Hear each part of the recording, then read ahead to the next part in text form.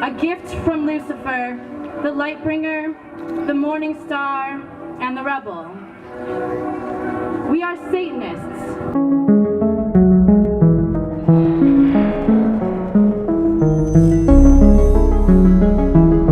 Hello, and welcome to another episode of Preacher Man TV. I'm sure you've heard of all the secret societies that are behind the scenes, pulling the strings, masquerading their political puppets to reach their ultimate goal, to try to take over the world. Sounds like Pinky and the Brain.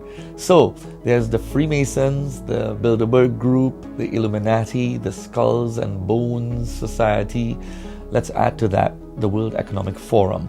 I know it sounds conspiratorial. While these secret groups are certainly suspicious with their very questionable agendas, it is imperative that we figure out the big picture here.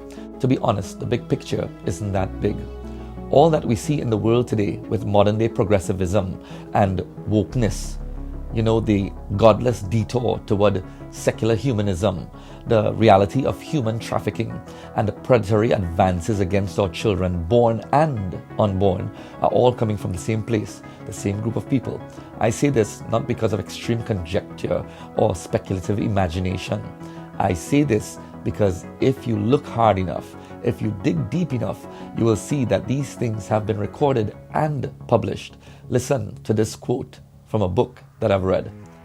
Quote, "Nevertheless, for many years, both parents and teachers have sensed that strong, heavily financed left-wing influences have been doing their very best to foster a climate of hedonistic nihilism amongst the schools. If these people had their way, we would develop a prospective nightmare in our schools. Schools without grades, without discipline, without prayers, without pledges of allegiance, without Christmas, without Easter, without patriotism, without morals, without standards of speech or standards of dress." End quote. That was a quote taken from a book called The Naked Capitalist. It was written in the 1950s. The author sounds like a prophet, right? No, he knew the agenda of these secret groups. As a matter of fact, the communist agenda to infiltrate America was submitted into the congressional record. It's there for all to see. They had a list of over 40 things they wanted to accomplish in America, including the destruction of the nuclear family. So far, they've accomplished all but one of the things on that list. The people at the top of this, however, are not communists, neither are they socialists. They are ultra-wealthy capitalists who have taken it upon themselves to save humanity from humanity. You see, they know what's best for you. This is why the World Economic Forum tells you that by the year 2030, you will own nothing and be happy. This group of individuals is not fictional, neither is it the demonization of a few philanthropic people by opposing political factions. This is an open admission by an insider from this group who could not help but boast of his group's ability to control the world. This insider, Dr. Carol Quigley, admitted that there was a scheme initiated by a group of dynastic bankers who wanted, quote, "nothing less than to create a world system of financial control in private hands to dominate the political system of each country and the economy of the world as a whole," end quote. This was written in the 1950s. History tells us that there was an unholy marriage between the wealthy overlords and the communist socialist fronts. Soon roundtable groups were developed in strategic places. These are controlled by some of the wealthiest people on the planet, whose names you won't see on Forbes. The authors of the books that I've read on this topic seem to miss one important detail. How do we reconcile the pure evil that is being perpetrated upon the masses with the ambitions of the secret rich and powerful? Why confuse and destroy the people? It's simple.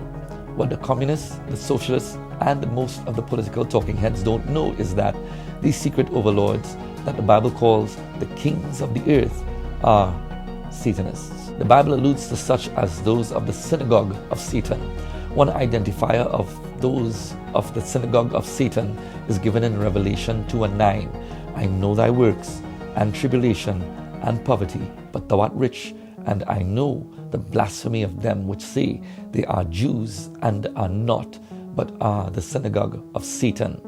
This is astounding, since we know of at least one of these secret world rulers or kings back in the early 1900s called himself a Jew. He wasn't. He did not convert to Judaism, neither did he marry a Jew.